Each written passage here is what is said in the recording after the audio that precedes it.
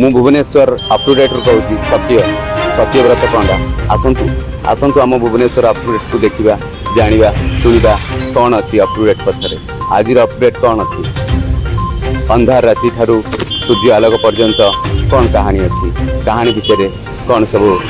Story अच्छी आसतु देखा शुणा कौन से माने कहते कौन से दाबी केते दिन दाबी क्यों प्रकार दाबी आसतु आसतु आम सहित भुवनेश्वर अप टू डेट सहित देखा शुणा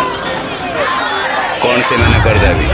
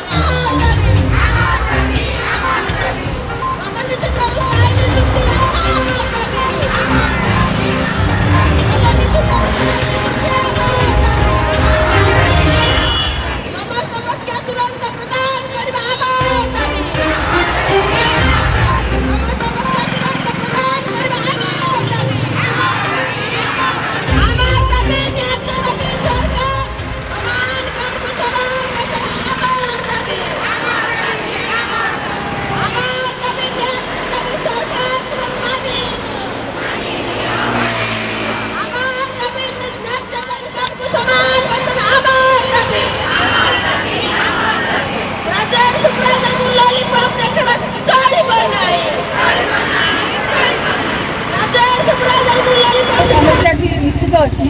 पाग खराब थी से आम समस्त बसी शीत दिन ता सहित शीत दिन पुणी यही कड़े आम शुचु जदि यहीटा सरकार को भल लगुच आमर किसी असुविधा ना मो सरकार समय समस्त को सामान कम को सामान दरमा हो माने कर्तव्य दबा कथा तेणु आम ऑफिस रे गोटे आईसीडीएस ऑफिस जो सुपरवाइजर अच्छा 4 प्रकार अच्छा अच्छा समस्त तीन प्रकार कंट्राक्चुअल मान न्याय दिखाई 3 प्रकार जो सुपरवाइजर कैटेगरी अच्छी न्याय दिहला अच्छा आम कौटी कौपाई बड़ी पड़ू से आम सरकार को पचारू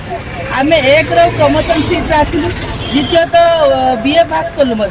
तेणु कौन आमको सरकार रखुंट ना गोटे बीए पास डायरेक्ट पोस्ट रखिंट ना आमको प्रमोटिव पोस्ट रखिंट जदि प्रमोटिव पोस्ट रखिंट कहीं आमको सीधा सड़क रेगुलर दरमा दौना जदि कंट्राक्चुअल रखी कौन 6 वर्ष पर आमको रेगुलर करना द्वितीय कथा है आम जो जगार आसीचु तेणु आम से नहीं कि आम नवीन बाबू को अनुरोध कर आरे नवीन फेरई दियो आम पुराणा दिन आज जो रास पूर्णिमा से रास पूर्णिमा हूँ रसरु रास है तेणु ये आज बिना रसरे ही आम ये समस्ते महापंचुक माने आम ये करूँ आमर बोईत बंधाण कार्यक्रम करूँ किंतु ये सबू सरकार गोटे गोटे जमी प्रहसन आउ नारी की जो सम्मान दबा कथा से गाँ को जो काम दबा कथा से मु भावुची सरकार आज विफल होगा लगुच तेणु आम सरकार को बारंबार अनुरोध करूँ जगन्नाथ महाप्रभु को आमर निवेदन जनाऊँ जे आमको ये किसी न्याय मिले और न्याय संगत कार्यक्रम से करी आमको ससम्मान आम कार्य आज को 8 तारिख बसिलु all Odisha graduate ICDS supervisor ମାନେ 557 ଜଣ ଆଜିକି ଆମର 12 ଦିନ ହେଲାଣି, କିନ୍ତୁ ସରକାର ଆମ କଥା ଏପର୍ଯ୍ୟନ୍ତ କିଛି ଶୁଣି ନାହାନ୍ତି। ଆମକୁ ଥାର୍ଡ଼ ଫ୍ଲୋରକୁ ଡାକିଥିଲେ,